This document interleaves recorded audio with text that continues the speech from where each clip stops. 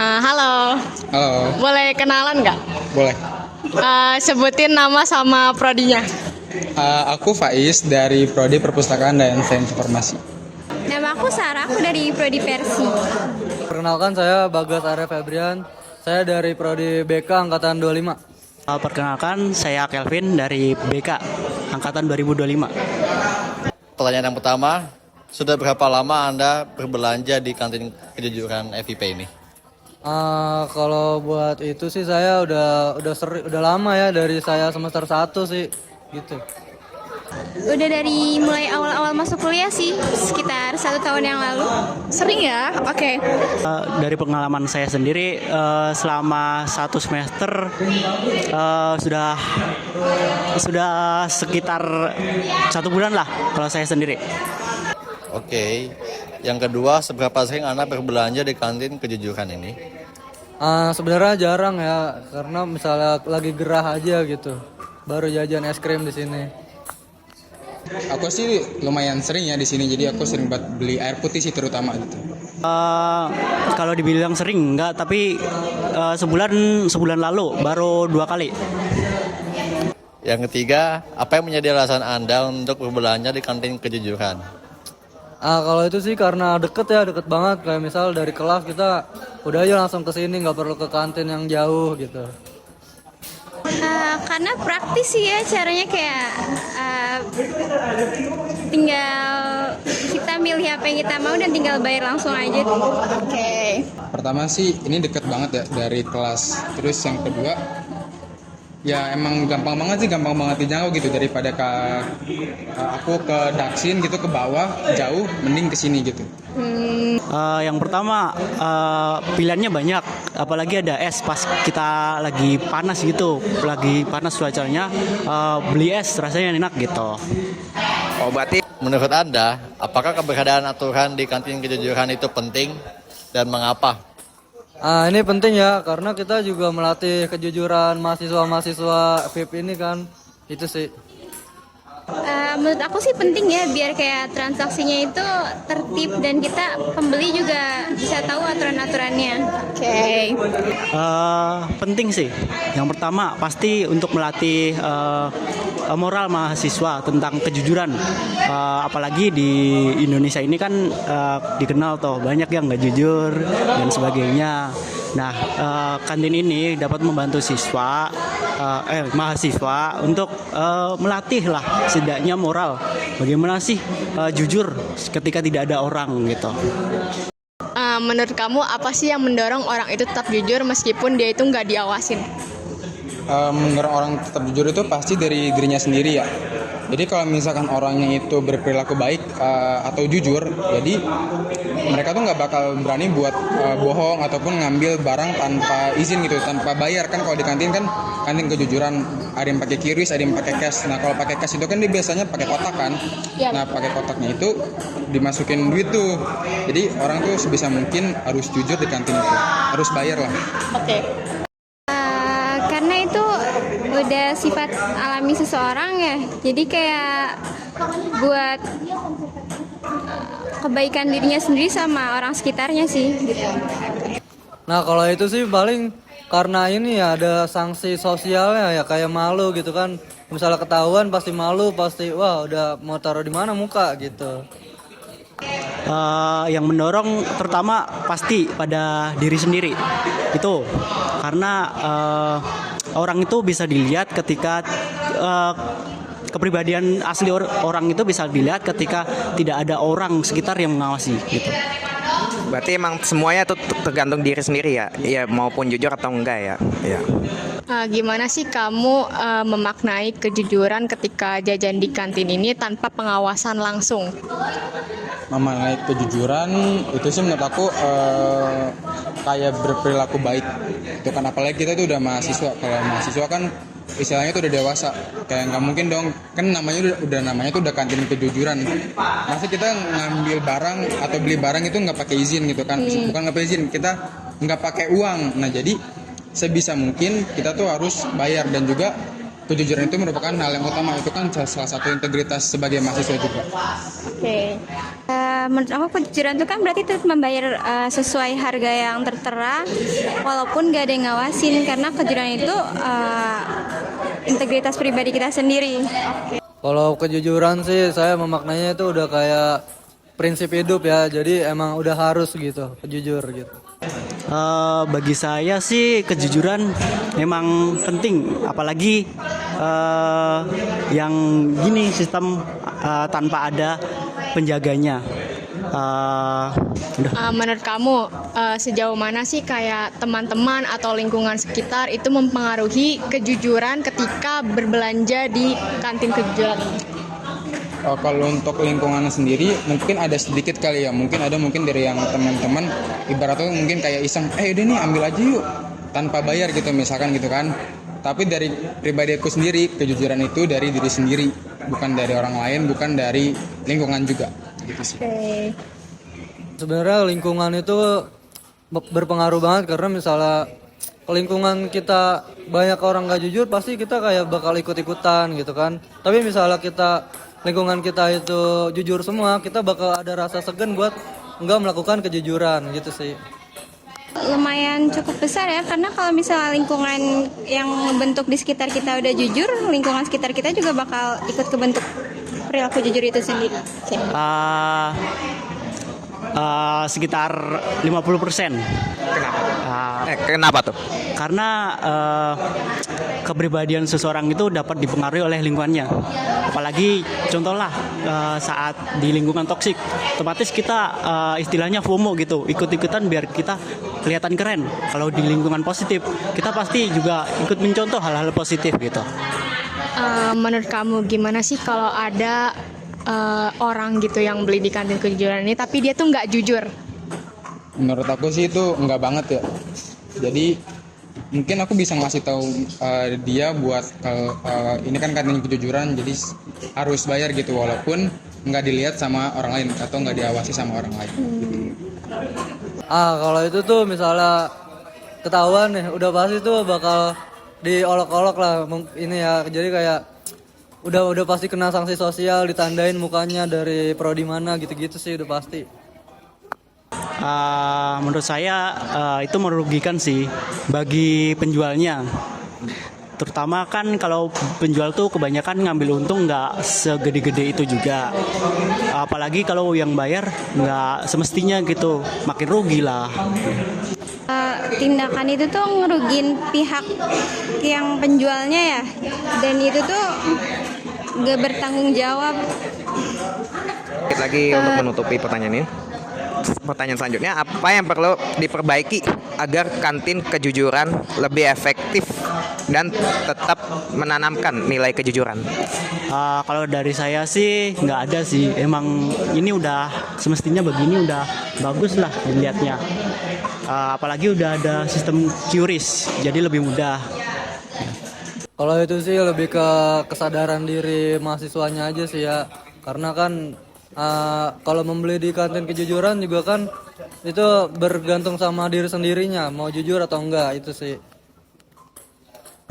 Kalau dari aku pribadi sih untuk ditingkatin itu kayak diisi lagi tuh, direfill lagi dari segi minuman sih, terutama dia tuh cepat banget habis gitu, apalagi air putihnya. Jadi kadang-kadang ada, kadang-kadang enggak, jadi gitu. Mungkin informasi harganya bisa lebih jelas lagi ya, gitu. Oke, pertanyaan terakhir ya Mas, sedikit lagi. Menurut Anda, apakah kantin kejujuran dapat membentuk karakter mahasiswa?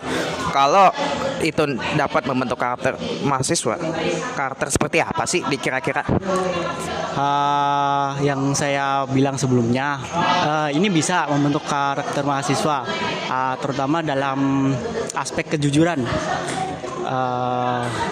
Bisa dilihat kan, kantin kejujuran itu nggak ada yang nunggu, jadi otomatis diri kita sendiri yang harus jujur gitu. Karakter yang bisa ngebentuk mahasiswa itu mungkin kayak kejujuran, tanggung jawab sama diri sendiri.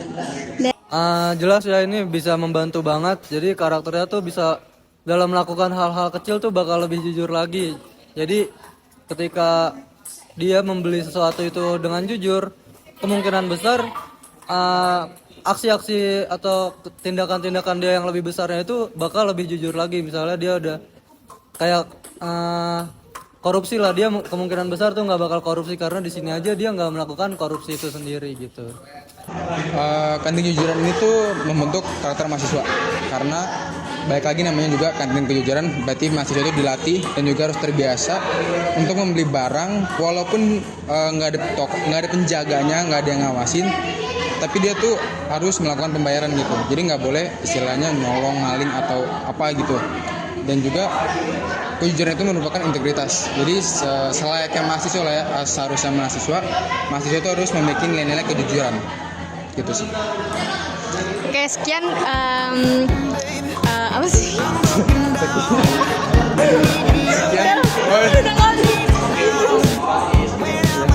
Oke, terima kasih Pak Is atas jawabannya. Ya, sama-sama Kak.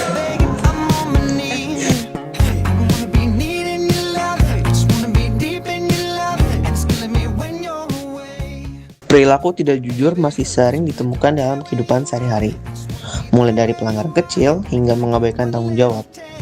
Jika terus dianggap sebagai hal yang wajar, kondisi ini dapat mengurangi rasa saling percaya dan berdampak pada kehidupan sosial masyarakat. Di tengah kondisi tersebut, penerapan civic disposition menjadi semakin penting. Civic disposition merupakan sikap dan karakter yang perlu dimiliki setiap warga negara, seperti kejujuran, tanggung jawab, disiplin, dan kepedulian sosial. Nilai-nilai ini perlu dibiasakan melalui tindakan nyata dalam kehidupan sehari-hari.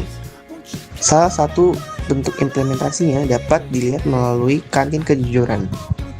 Dengan konsep tanpa kasir maupun penjaga, setiap pembeli dapat diberi kepercayaan untuk mengambil barang dan membayar sendiri sesuai harga yang telah ditentukan. Di FIP UNJ, kantin kejujuran menjadi contoh nyata bagaimana nilai kejujuran, disiplin, dan tanggung jawab dapat dipraktikkan secara langsung. Melalui kebiasaan sederhana ini, mahasiswa diajak untuk membangun karakter kewarganegaraan yang baik dalam kehidupan kampus sehari-hari. Untuk mengetahui bagaimana sistem ini berjalan dalam praktiknya, kami telah berbincang langsung dengan pengelola dan beberapa pembeli kantin kejujuran FIP UNJ. Mari simak hasil wawancara tersebut. Oke, kenalin aku Aulia Nabila Putri dari jurusan Manajemen Pendidikan Angkatan 2024.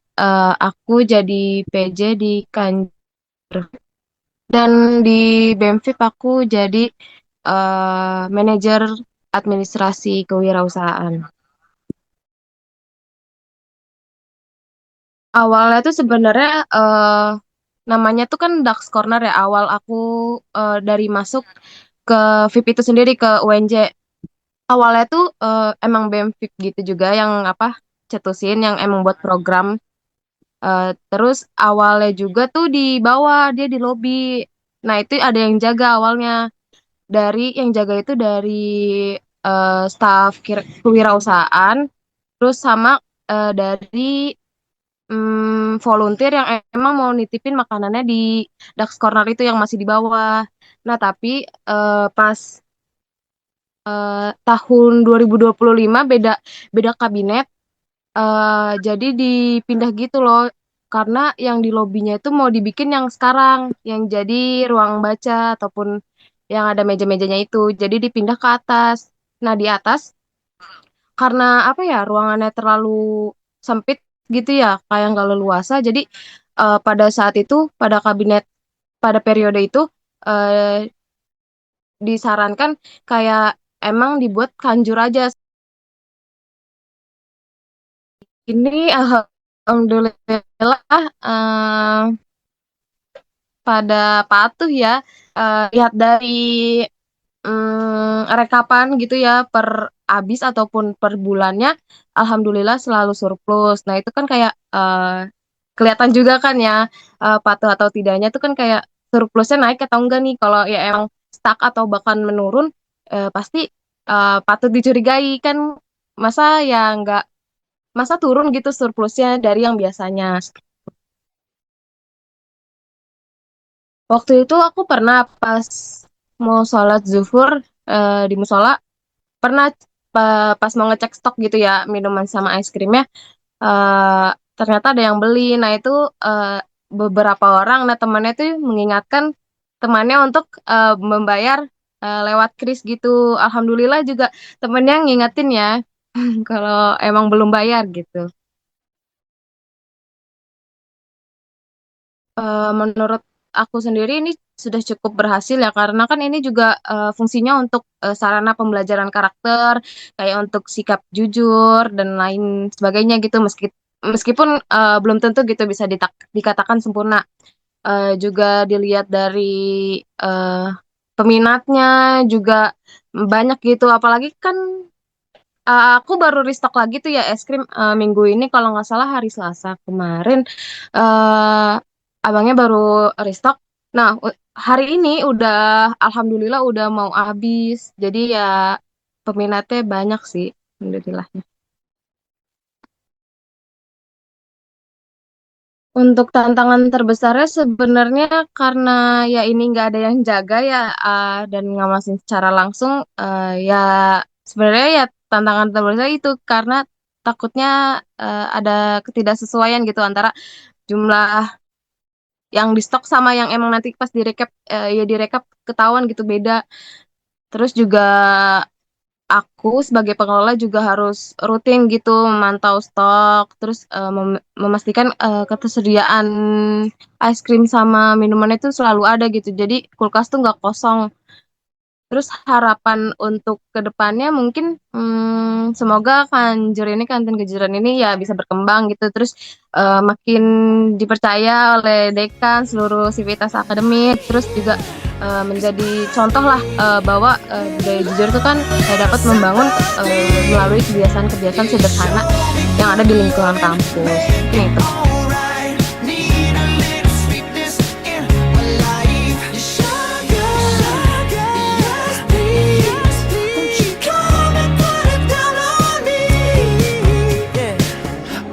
That red velvet, I want that sugar sweet. Don't let nobody touch it unless that somebody's me. I got